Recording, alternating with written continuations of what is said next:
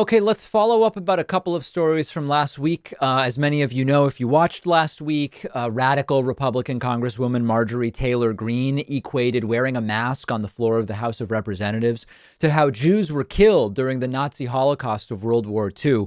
This was a completely outrageous comment, and not even that many Republicans criticized her for it, most of them staying silent. But now she's just denying that she ever said it. She was on the Dr. Gina primetime program on Real America's Voice Network. I have no idea what that is either. And she said, really, I wasn't comparing anything to the Holocaust, and it wasn't about masks or something I don't even understand. Let's take a look at it together and see if we can figure it out. I'm going to continue to fight back against Speaker Maskhole. That's what I call Speaker Pelosi, Speaker Maskhole, and her ridiculous, tyrannical mask policies. But the biggest outrage is people being treated like second-class citizens simply because they refuse to show a passport, a vaccine passport. And I had compared it to the way, the horrible way that Jewish people had been treated by having to show their papers of who they are.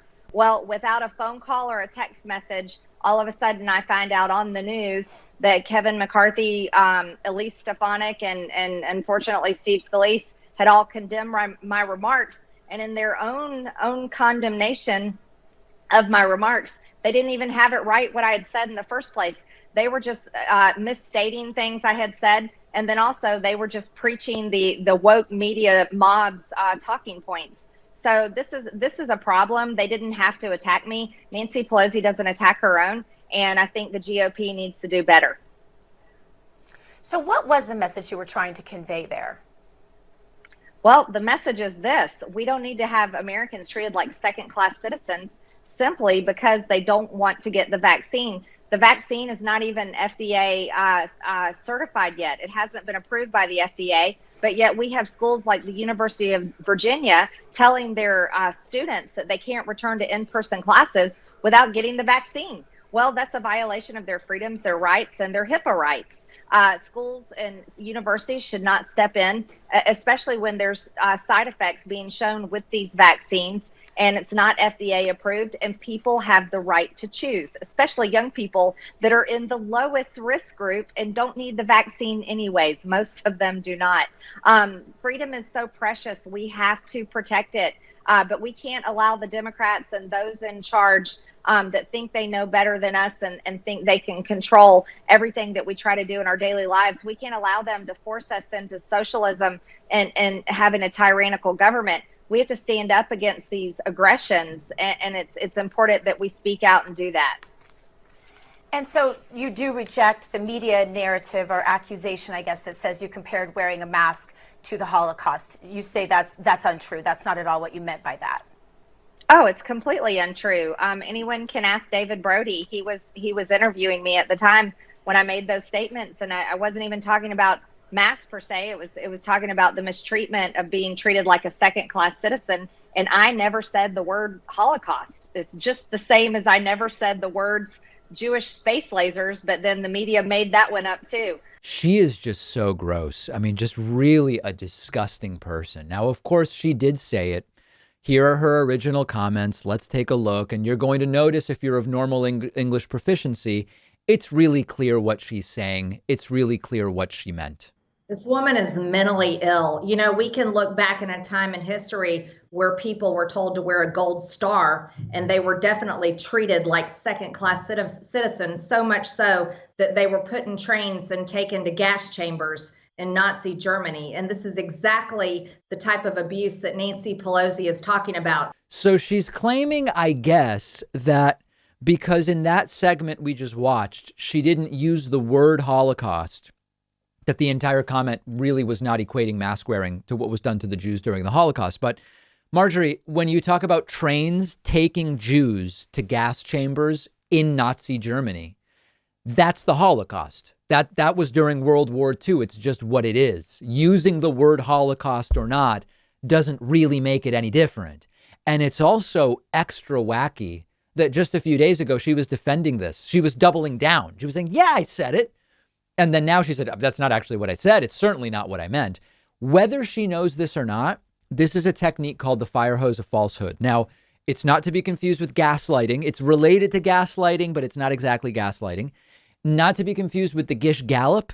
It's related to the Gish Gallop, but Gish Gallop is when you say a bunch of different things during a debate, particularly when there's limited time and it makes it difficult to refute you. The fire hose of falsehood is where you just claim different things at different opportunities. Trump did this all the time. He would take every position on an issue over a period of a few days. The issue is China. Trump would say one thing about China during a debate, and then he would say something different about China on Fox News the next day. And then he would tweet something different about China on day 3. And number one, it makes it difficult for us to suss out what is this person's actual position? What are they actually claiming? And it also makes people sort of give up on trying to figure out what the truth is because it just seems all so complicated. And then lastly, it's also a technique that increases the likelihood that anybody can find one of your positions that you like. Trump would do this, for example, on, I think this was on abortion. Remember when on abortion, I'm thinking back to 2016, he was asked, should the woman, I'm against abortion. Okay. Should the woman be punished if she gets an abortion? And he said, well, yeah, she should. And then a lot of pro-lifers love that. And then the next day he said, yeah, actually, that's not really what I meant.